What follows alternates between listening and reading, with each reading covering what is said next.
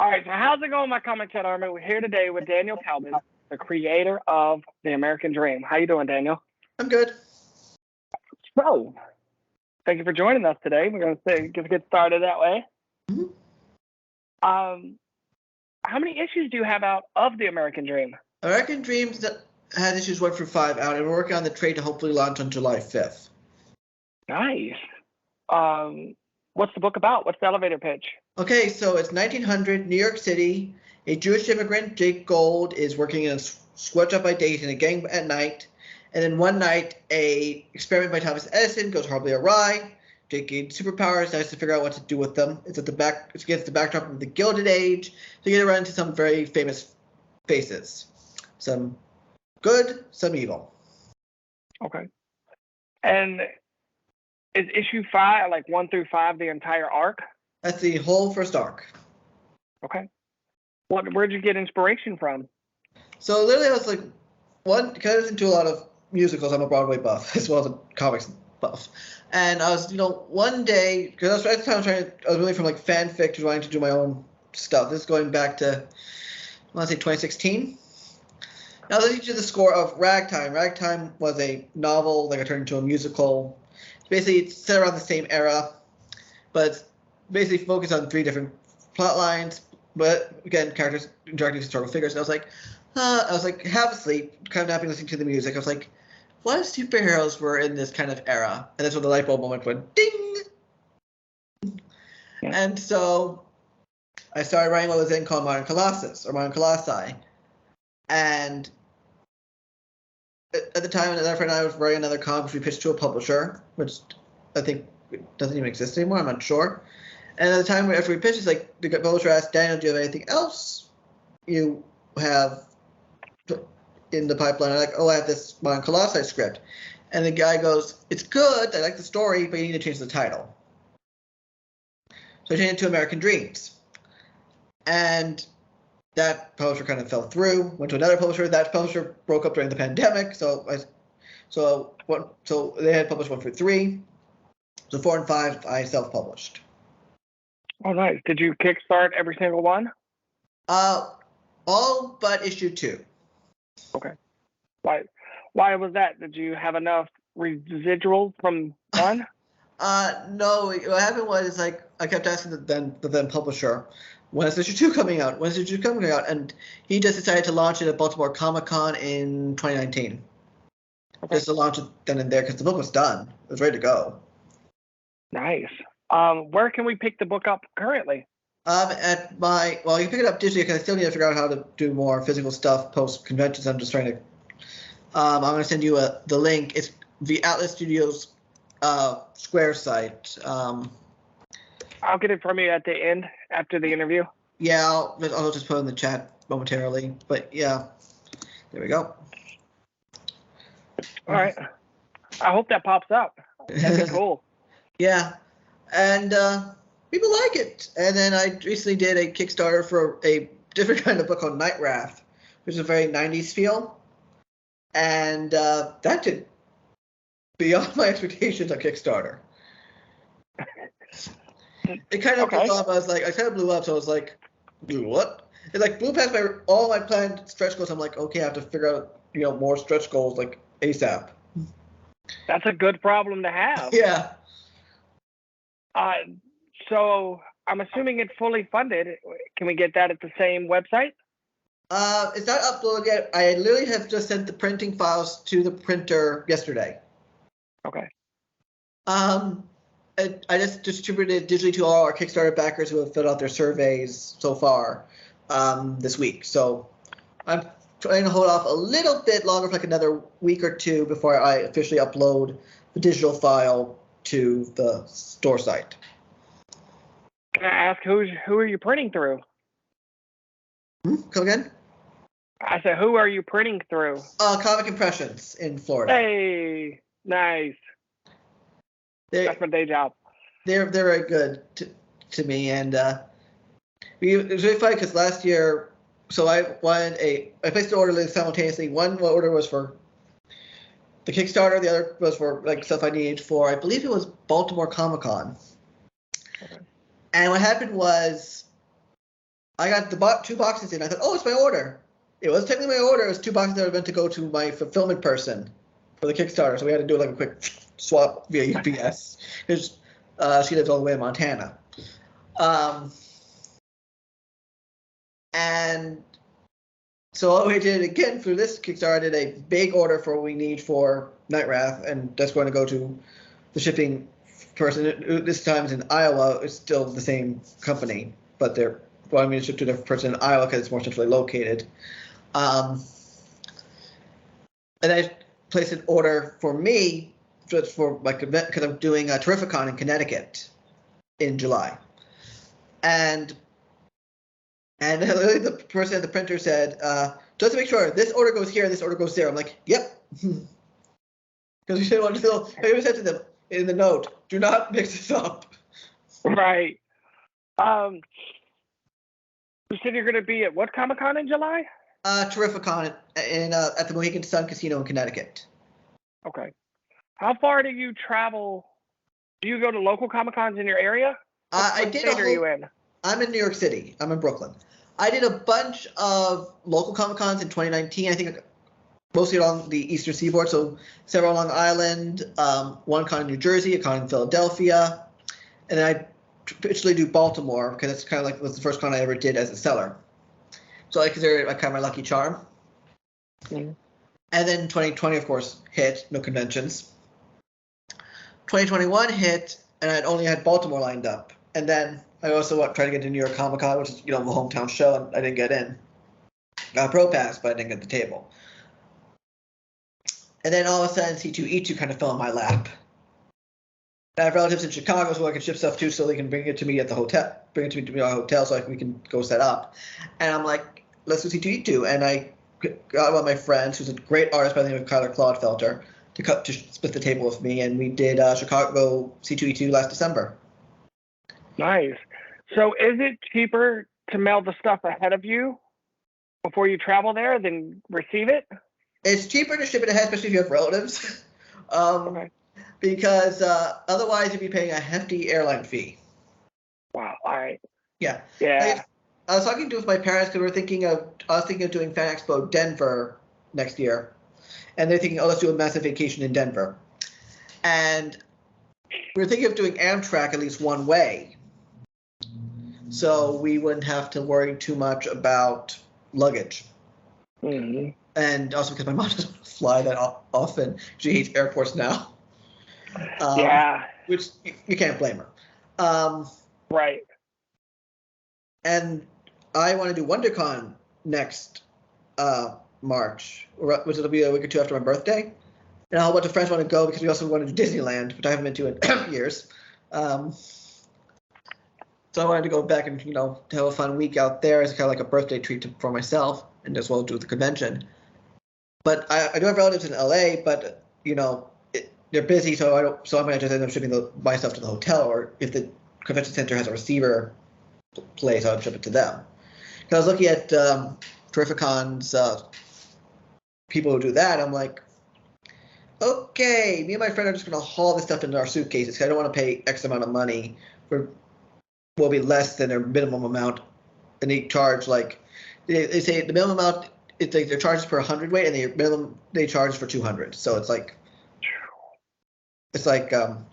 yeah, we'll just suffer with 2 giant suitcases. Yeah. A product. So are you in comic shops? Can we get your? I'm not in comic shops because I don't print enough to get them out, unfortunately. Okay. That's why I'm selling them digitally. I do some retail tiers when I do Kickstarter. So we just had a bunch of people get Night Wrath Kickstarter tiers. I don't know. I have to double check who's got what.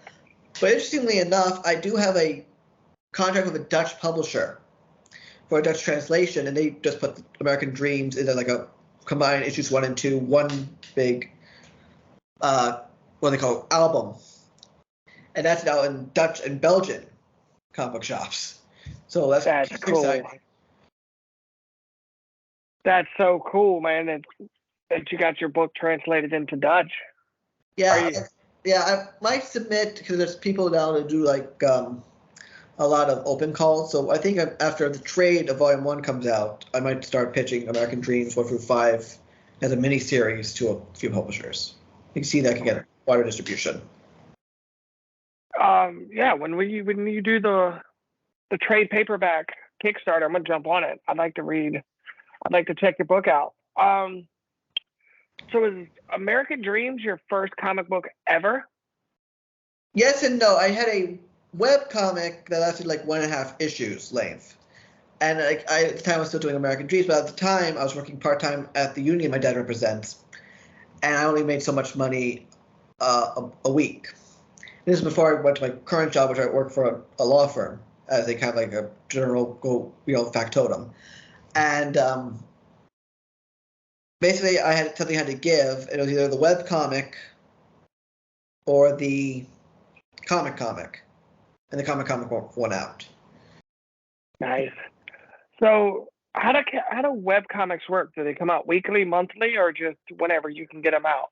I think when we did it was whenever we could get them out, because I was doing like paying for like a page a week, but the artist could only work so fast. And he also had a couple other commitments. So nice. That was black and white. It was a western. It was like a Lone Ranger pastiche. Is it still out there? Can people still find it? You can still find it. It's called The Eagle. It's somewhere out there. I think it's still on my DeviantArt page somewhere. Okay. I haven't even uploaded anything to my DeviantArt page ever since they changed their user interface like 2 or 3 times ago. It just became like this. I just didn't like the new user interface. What social medias are you on? I'm on Facebook at Daniel Kalban. You can also go to Alice Drew Comics and American Dreams Comics on Facebook. I'm on Twitter at Daniel Kalban. I'm on Instagram at DKalban, and that's really about it. Okay. The 3 big ones. I like it. Yeah, I'm on LinkedIn too, but who uses LinkedIn? Right. You don't TikTok or anything? Mm-mm. I have friends who do TikTok. One guy, especially Danny J. Quick, who really promotes a lot of his comics through TikTok, and he's been really successful at it, but I don't think it's really my speed. Okay. I agree. A lot of people say we should TikTok, but I don't. I feel like I would get on it and watch too many videos than what I would put out. Yeah. There's some TikToks I like, but and my artist on Nightref, Gabe Esquivel Santos, does a TikTok where he does some really cool stuff. It's just that, not my speed.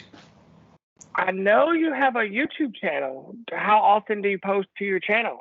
Very rarely, usually when I'm promoting something. Okay. It's the honest truth. All right. I've been asking everybody this question recently. Dead or alive, who would you like to work with to create a comic?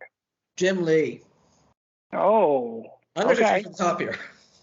Yeah, all right. What kind of comic would you do? What genre? Well, my brothers are doing a Batman comic. I've had Batman ideas in my head for at least a decade, so who knows what will happen. Okay. I like it. Would you keep it traditional Batman, or would you do something completely different and unique that we haven't never seen before? I would like to do more traditional Batman but who knows? Maybe my brain would go into a totally different direction if I was actually writing it and getting it edited at someone DC, and someone DC goes, this would be better like this. You never know. Mm-hmm. Editors do the Lord's work, and they're really good at shaping books, because I have 2 great editors on American Dreams, Sean Colvin and Andrea Smith, and they are always making great suggestions on how to improve the series. Okay. Shout out to them. Mm-hmm. Let's see. Are you working on any other book right now? Wait, you think you was working on Night Wrath, right? Yeah, Night Wrath. I have another book called Research vs. Aliens I'm working on, which is a 1950s sci-fi book. I call it Grease or American Graffiti meets Mars Attacks. Nice. I got another Western that's kind of on the back burner at the moment. The first issue is already drawn. I still need to get it colored, or at least finished colored. It's halfway colored. What else? I have a book that a pitch is being worked on right now, so I can't really talk about it. I agreed with the artist on it. Basically, we'll keep somewhat mum about it. It was his suggestion, so it's when the time comes, I'll do more promotion of that, because we want to pitch that around hopefully this summer. Okay. So when news comes out about that, is it going to hit your social medias first? Probably, yeah. Unless Okay. It gets to a publisher and they're like, nope, we go first, and then you. All right. Because I guess how a lot of publishers work. It's like, I know David Papos, who's great indie writer now, Marvel writer, will always refer to project this, project that, but we don't really find out the details until his publisher, not Marvel, will announce it first. Mm-hmm. Like he was referring to his recently announced Fantastic Four mini that's part of the whole. I think it's that whole new. I forget which event. It's the one that's coming up with the Avengers, the Eternals, and the X-Men, and he called that one Project Skyscraper, and it's literally there's a woman fighting her way through the Baxter Building. Mm-hmm. That was just announced this week. Are you excited? It looks really fun. Have you seen the new Doctor Strange? No, I'm actually really behind on my Marvel viewing, unfortunately. I'll get to it eventually on Disney Plus. Awesome. I've heard good things. I've heard bad things. I'll probably be straight down the middle. It's Marvel's first horror movie. That's all I'm gonna say in the interview.